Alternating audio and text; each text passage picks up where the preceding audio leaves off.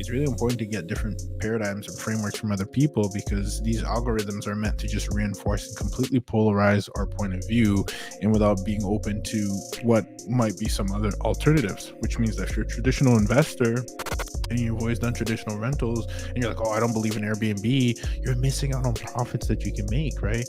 Because you've seen this. Just like if you're in the short-term rental space and you're like, I think Airbnb is the best thing ever, then now you're missing out on these temporary housing contracts that exist. Now, there's a caveat with all this, right? Because the thing is, you do need, I believe, to be super focused and niche down and not do everything and chase too many rabbits, because you'll get none.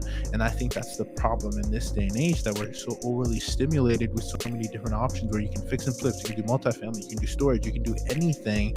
And therefore that freezes people, or it prevents them from going deep on a topic.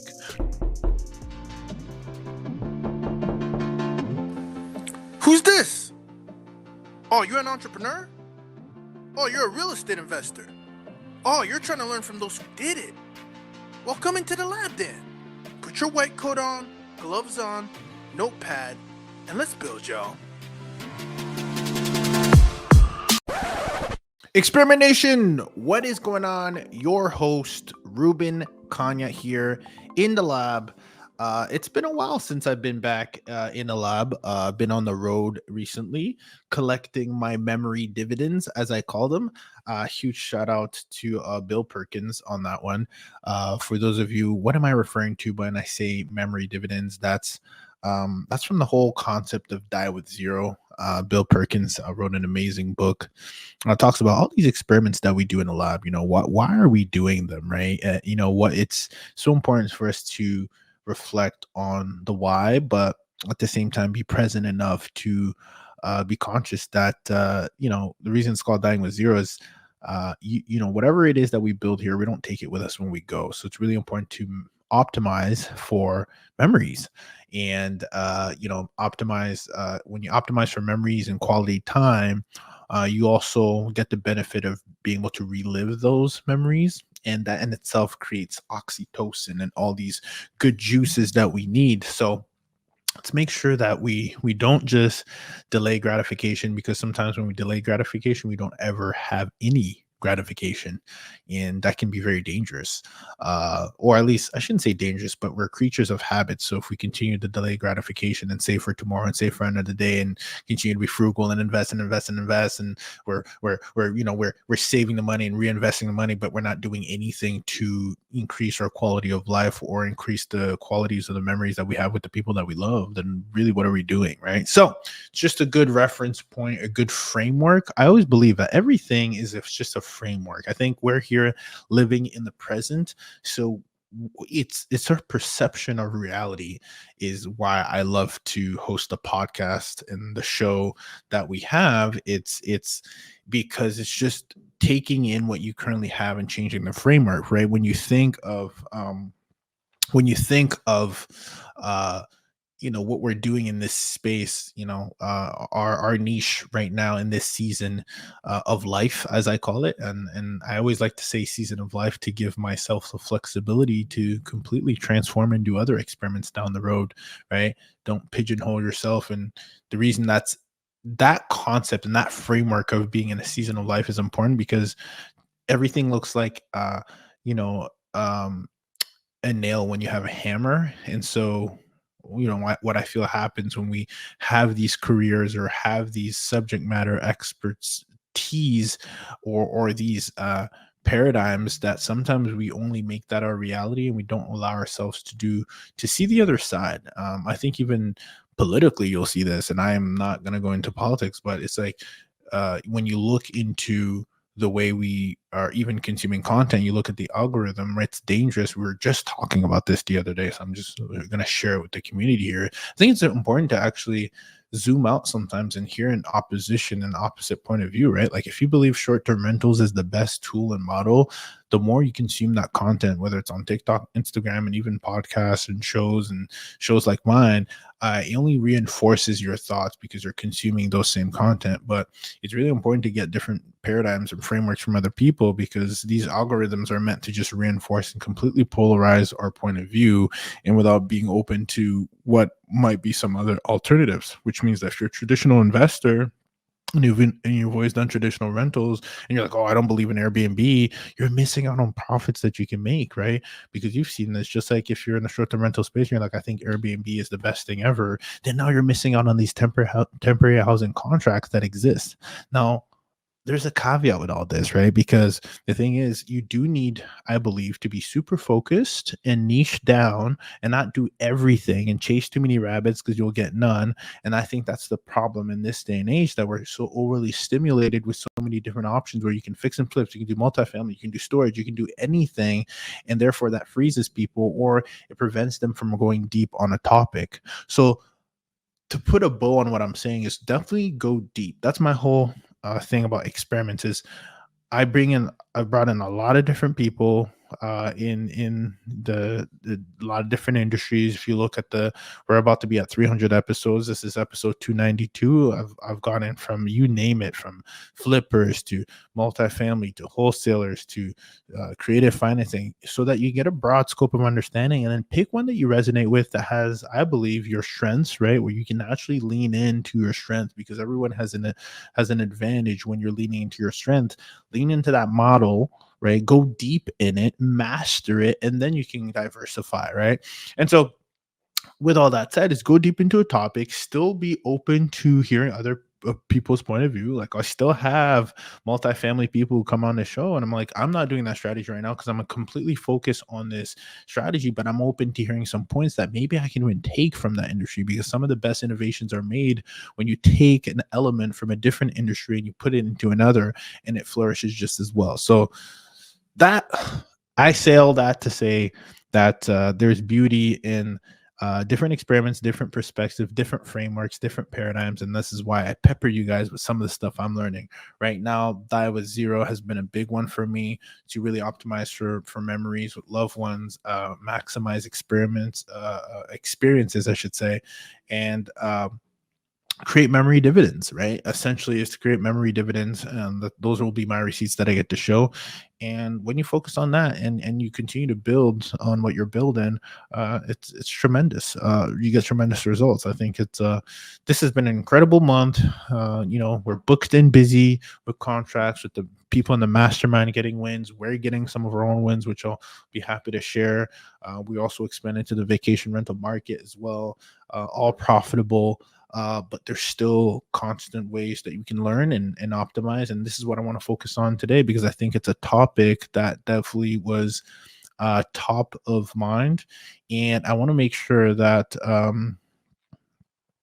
I really want to focus on the fact that on the heels of the last episode that I just had with Kitty Lines, which is an amazing woman who's what I find is a very interesting way to align her career with her investment strategy. So put it this way, uh, I believe you need to be vertically aligned, right? So basically, what I mean by vertically aligned is, you know, if you can use the similar skill set even in a job, right, that is also helping you in your investment or in your side business, that you're trying to turn into a full-time business, that's phenomenal, right? You see a lot of accounting people are good with accounting, kind of turn that on into their short-term rental business because they're really good with numbers. Or you'll see an engineer who thinks like an engineer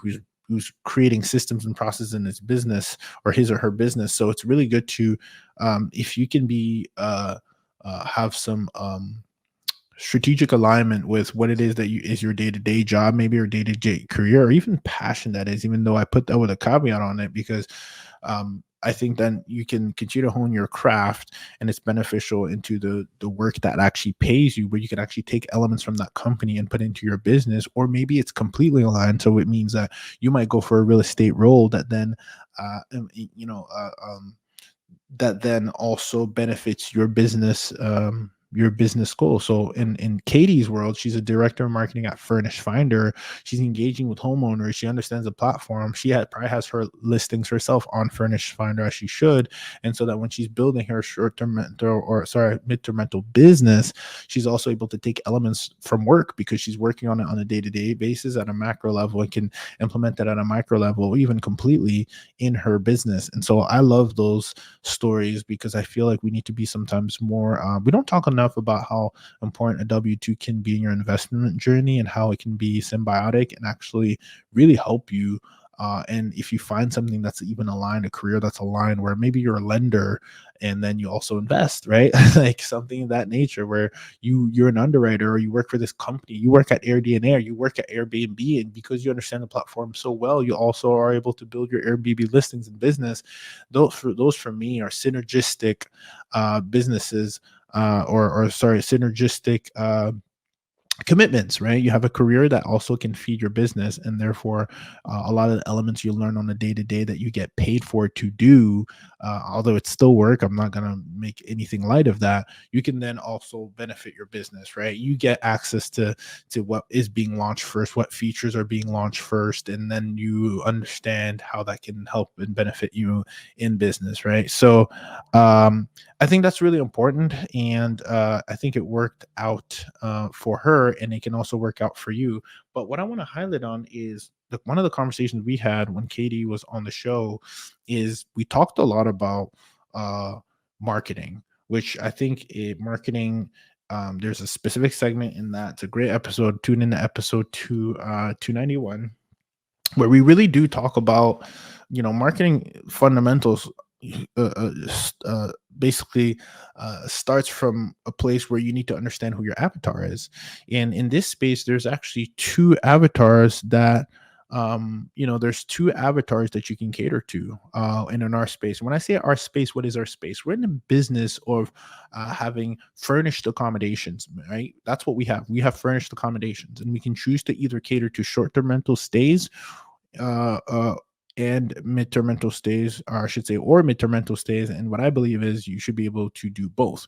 Why? Because you already have furnished accommodation that can accommodate those who are staying for short term, and you can also cater those who are optimizing or who are looking to stay for longer. However, the two avatars look at things differently when they're looking to book, right? So the short term stay avatar, I talked about memory dividends. A lot of what I talk about, and when I reflect on the trip that we just went to, right? We went to Nantucket, we took a ferry, we had fine dine restaurants, we went eating. We love eating, and we love experiences, cute shops, centers. We walked all over. It was great, right? Grab drinks here and there. To me, those are all experiences. So when I think of a short term rental tenant and guests, those are the things they're looking at. How far are the shops? How close is the beach? What are the restaurants we can eat at? Where can I grab a ferry? Like, these are all experience driven. By the way, is there a place where I could actually take a bike? We were just in Toronto, and we loved the city bikes there, right? The being able to take the bikes, disconnect them, connect them. We literally, Celine and I, my wife, um, we literally biked for 16 miles in one day at some point, because we literally biked into Toronto and back out of Toronto, and it was so convenient. We stopped at areas with coffee shops, etc., all experience driven. And then when we were staying, we went to the pool and went to work out, and those are all key amenities for short-term rental, experience driven, very heavily experience driven. So it all goes back to, when you think about who you're catering to as a guest, the column that I talked about is a lot driven for short-term rentals. So what does it look like on the midterm rental side? Well, it might mean, well, I'm going to relocate at this place for the next 30 days. Do they have a garage? So I need to park my car. I will be bringing my pet. What does the fence look like? As a matter of fact, we had a conversation just this week with a shout out to Will. Will came on the show, and in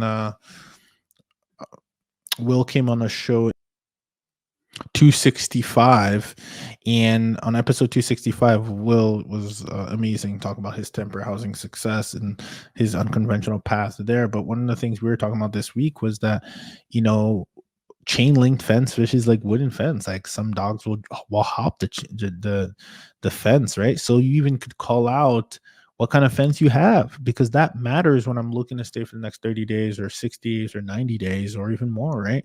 So those are the things I'm looking at. Do you have strong Wi-Fi? Do you have a dedicated workspace? Because I work from home. Will have room on that dedicated desk or area? Will it be a closed room or is it away? Can I set my second monitor? Do you have an HDMI cord? Do you have fast internet? Like, these are all things. You have smart TVs, by the way, right?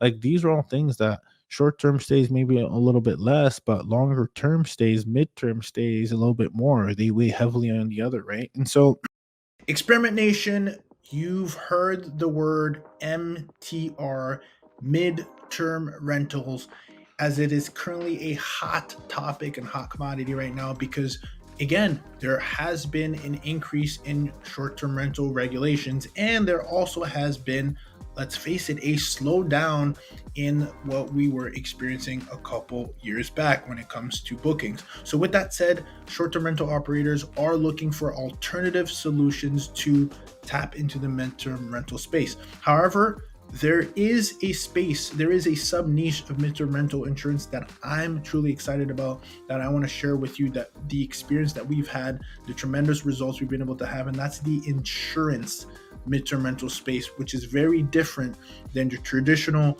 midterm rentals. When you think of traditionally midterm rentals, you think of travel nurses.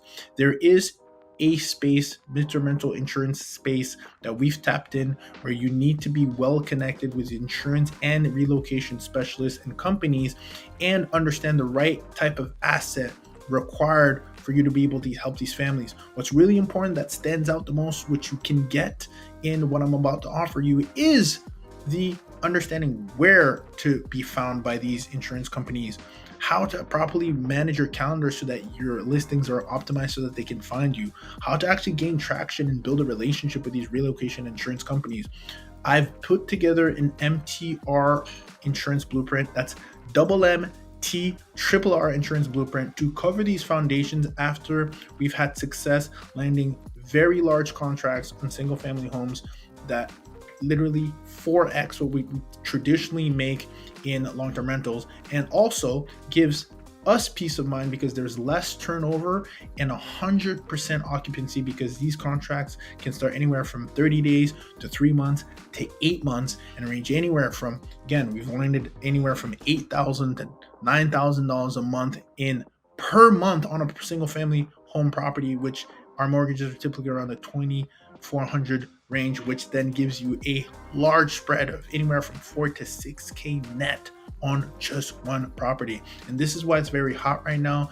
But people who haven't been in the lab with individuals like myself, like Jesse Vasquez and Dr. Rachel Gainsborough and Noble Crawford, don't have the foundations and don't know exactly where to start. And therefore, this is why I'm giving you guys a blueprint, the MTRR insurance blueprint. Go to the website experimentrealestate.com and get yourself a blueprint to completely change, or at least have a plan B if you're a short-term rental operator looking to maximize your occupancy and profitability. We'll see you on the other side.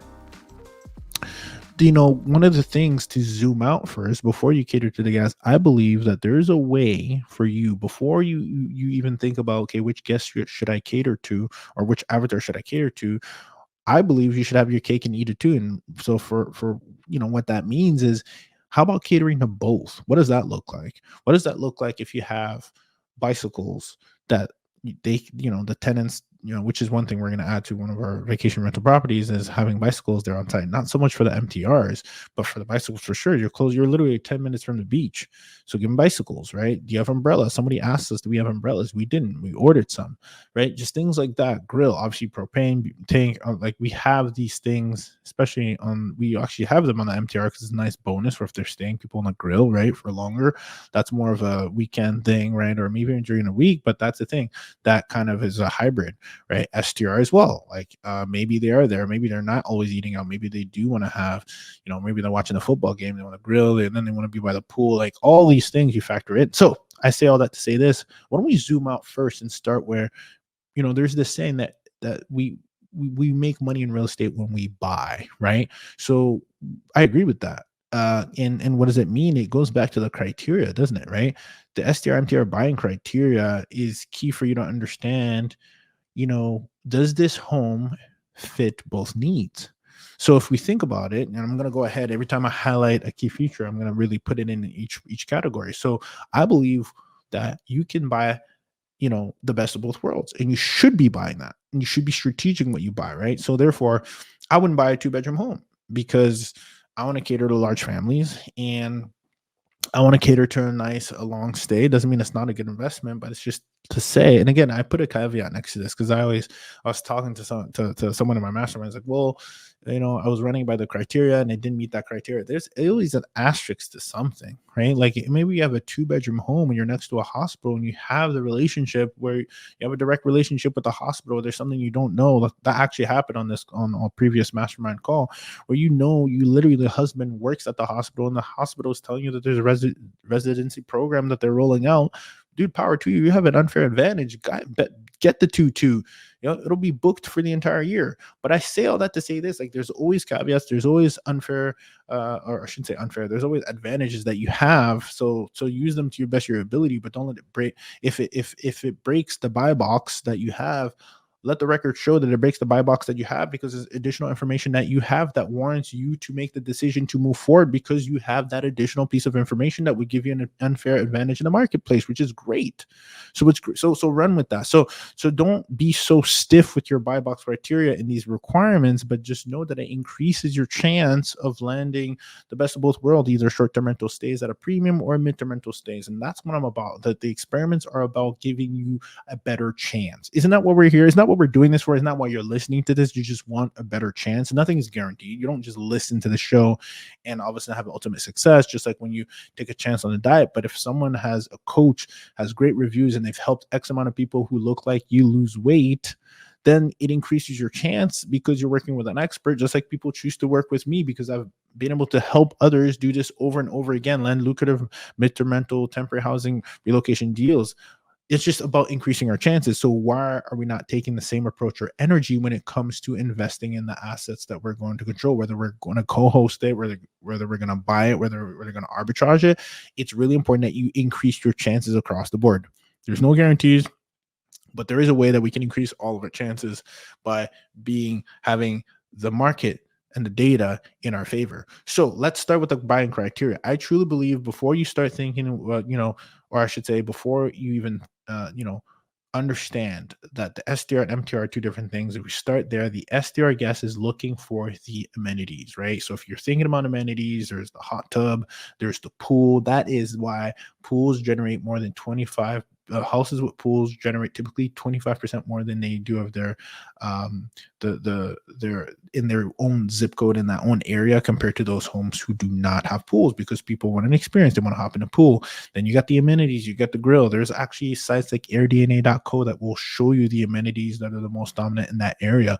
Obviously, Wi-Fi is an amenity that's not to be played with. Get fast Wi-Fi, or people will complain. It'll show up in the reviews, and then people won't book because everybody checks in first and asks for what the Wi-Fi is. So quit playing games. That is not only a functionality, but also an amenity that is a non-negotiable. You think of a hot tub, you think of pools, you think of outdoors, you think of grills, you think of bikes, you think of umbrellas for the beach, you think of towels for the beach, you think of, all these are things that matter. Now you start thinking about amenities like pool tables, right? You thought big screen TVs is, games, arcade, you name it, theater. Like, these are all things that enhance the experience, right? Sauna, whatever the case might be. Those are all typically amenities driven STR. Now, when you think functionality, you think of desktop dedicated workspaces. You think of invested backyards. You think of having a garage.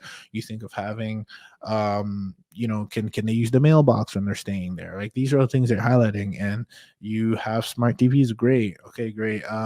You have, obviously, we talked about strong Wi-Fi. Like, you have a EV charger. Like, these are all these things you're thinking. Now you start to think of more functionality. So then what does it look like when you start combining the asset type? Well, I like to go for bigger, because you can cater to larger families, which we know is a larger problem, and larger groups for experiences as well on the STR side. So therefore, my buy box criteria started at 5+ bedrooms. I always say 4 to 5, but why not go bigger, 5 to 6, because you can always host more people in a bigger space, just like you can host less people in a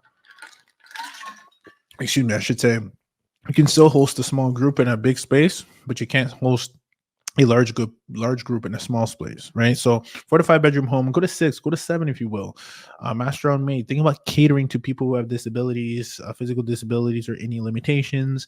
Can they access your home without having to access stairs? That's great. Do they have a garage? Make it great. Do you have a fenced in backyard? Make it pet friendly. I don't like having carpet. You have basement with a walkout. Again, more heads, more profits, right?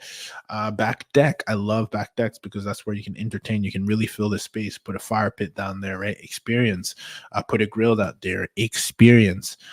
And here's the caveat with all these experiences that we're talking about. If someone's looking to stay somewhere for 30 days, that's nicer than their home, and they have all these other amenities to begin with, do you think they're going to pick your place that has more amenities, that's going to feel like a vacation, like slash arcade, if they also have what they need for us functionality? Absolutely. Now it's a bonus, because if I'm looking at two comps and they're the same, and one has a pool, one has a grill, one has a fire pit, one has all these things that are going to only make it feel like, wow, this is like a vacation, but I'm getting to stay here for the next 30 or 60, 90 days, then it's going to win over the one that just has the bare bones of functionality. So this is why I say go for both, because if you go for both, then now you can get the best of both worlds. I also think, as you are, and not think, I know, when you're working in the temporary housing space and you're looking to have a family that's displaced at your property, and they walk the property through, and you have really nice wallpaper, you have modern, everything is fresh, clean, new, and the design is great.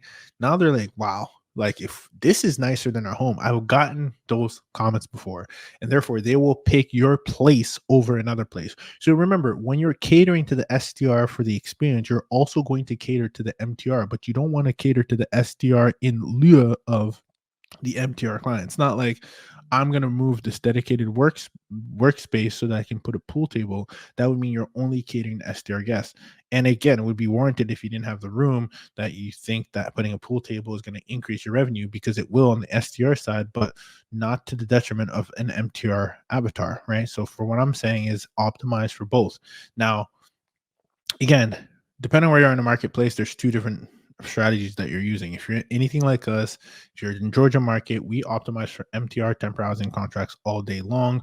More profitable, less headaches, 3 months, 4 months, 6 months, 8 months, you name it. So we don't even need that many contracts, and we don't need all the bells and whistles either. There again, there's a difference. This is not luxury that we're talking about. We're talking about amenities, key amenities that enhance the experience without going crazy and overboard like some other markets.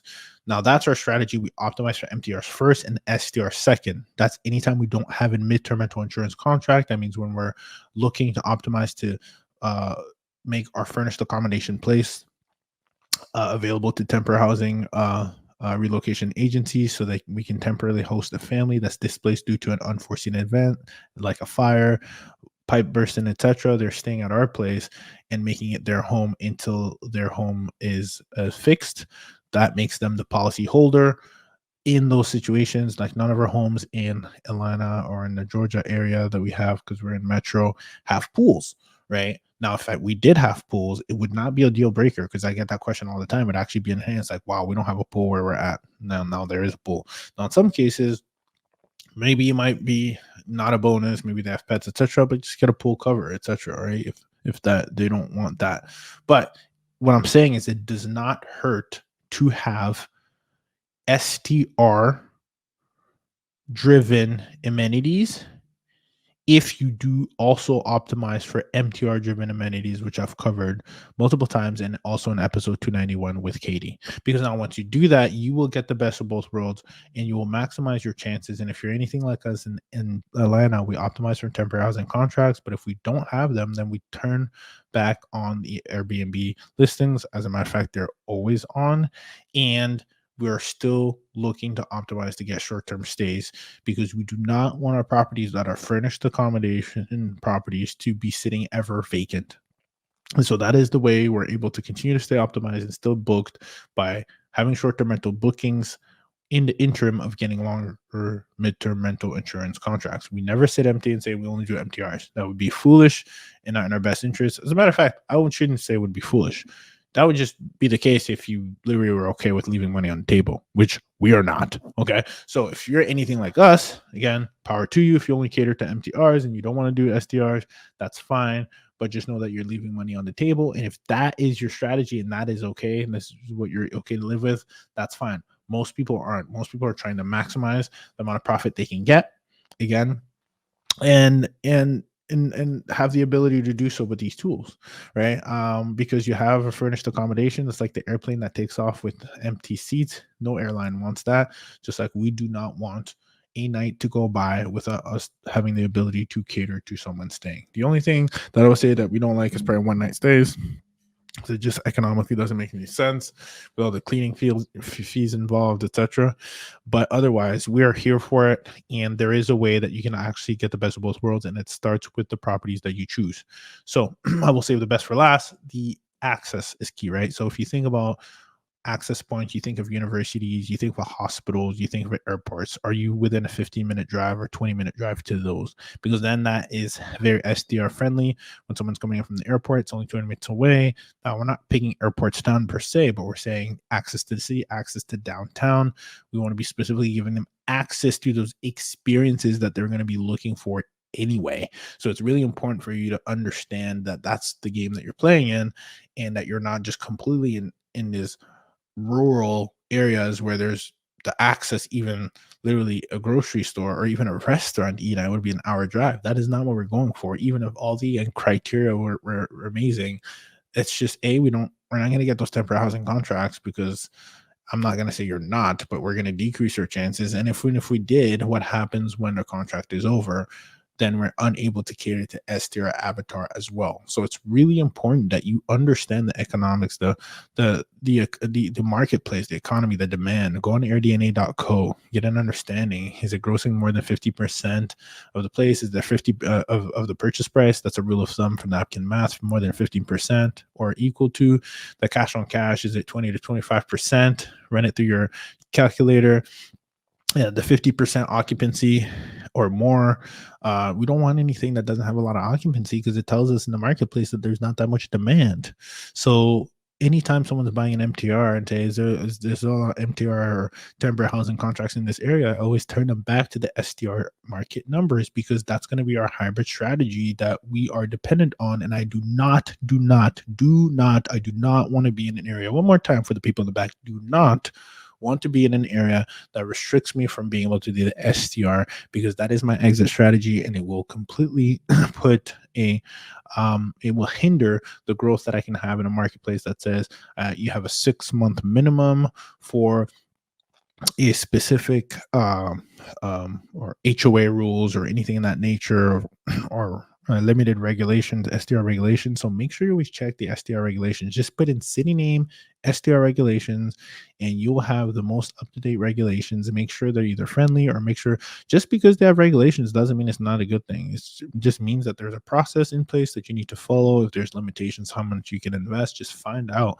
or how many properties you can have in that area, or whether it's primary, a second home, or find those things out up front. And do not, I'm suggesting, you can do whatever you want, of course, power to you, but I would suggest increasing your chances by not having or not being in one of those markets. Now, if you already exist in those markets, that's okay. It's not the end of the world. There's things to go around it. I believe in doing a master lease agreement with an LLC that you can control, where you're leasing to yourself for the minimum stay requirement to meet those needs.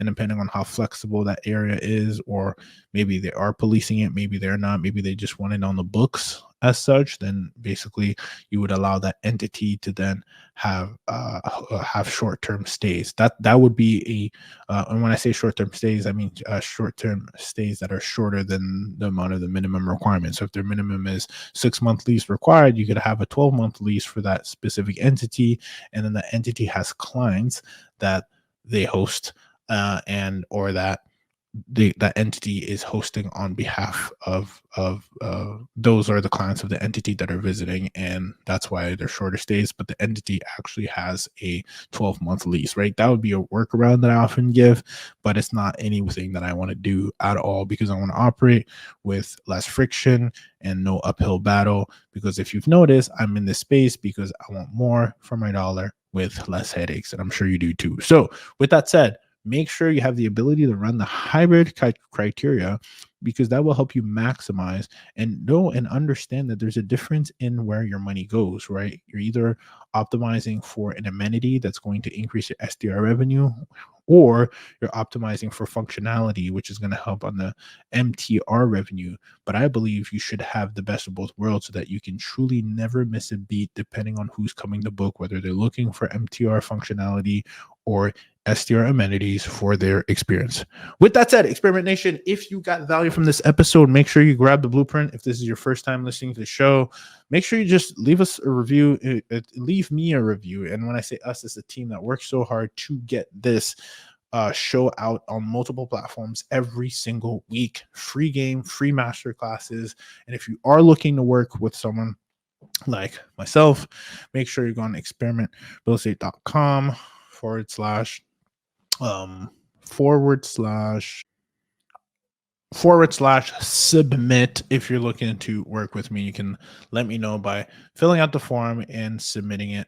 It's truly a treat to see people get results. That's what gets me the most fired up. That's why we pour in all this content online for free, 1,000+ videos, and we're getting to the point where we're about to be at the 300 episode mark, which I'm extremely proud of, and it's just fulfilling, right? As people continue to join the masterminds and get results, and we create a community where we share contracts and share insights of what these companies are looking for and how we can better cater to them so that we can continue to expand in multiple markets, or in our respective markets strategically, with the right asset type and the right amenities and the right functionality for these families. So comes full circle. It takes a village, and I want you to be part of my village. So make sure you grab the MTR Insurance Blueprint, leave us a review.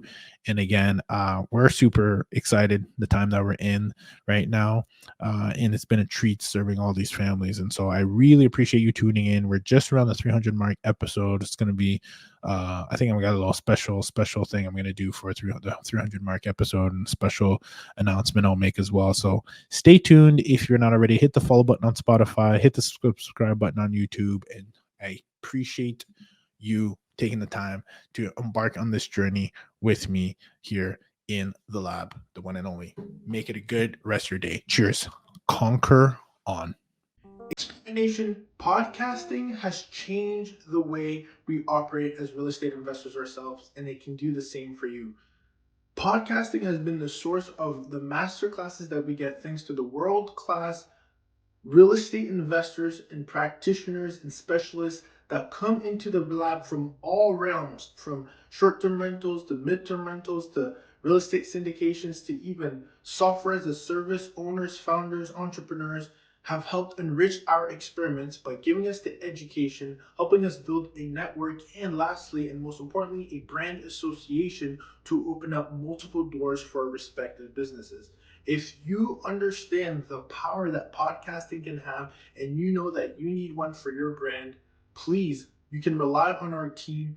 Investedtalent.com is my team and the team that helps this podcast, the Real Estate Experiment, become the fruition each and every single week to educate my community, build relationships on the air, and continue to build our brand. If you know that you need to do the same for your brand and you haven't pulled the trigger yet, maybe because you don't know how, our company, investedtalent.com, does the end-to-end from the time that you record, from the time that it is published, to even repurposing content on multiple social media platforms. That's what my team can do for you. Simply go to investedtalent.com and book a discovery call to see how my team can help you launch your podcast.